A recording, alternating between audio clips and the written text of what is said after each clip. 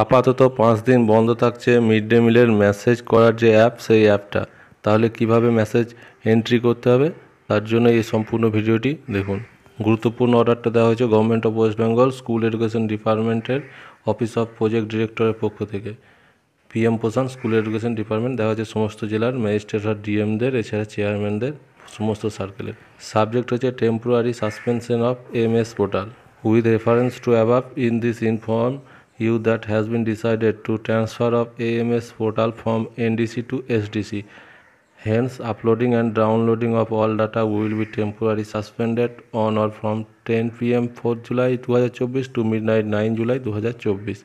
অর্থাৎ যেটা জানানো হলো যে মিড ডে মিলে যে MS পোর্টাল আছে সেটাকে আপডেট করা হবে NDC থেকে SDC।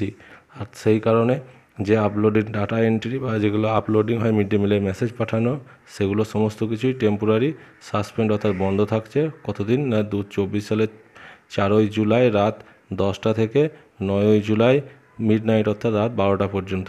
তাহলে মেসেজ এখন কীভাবে পাঠাতে হবে? মেসেজগুলো পাঠাতে হবে দুরকমভাবে পাঠানো যেতে পারে। স্কুলের ডাটাগুলো আপনারা এন্ট্রি করে রাখবেন, পরে যখন অ্যাপ চালু হবে তখন অপশান দেওয়া হবে, পরপর এন্ট্রি করা যাবে।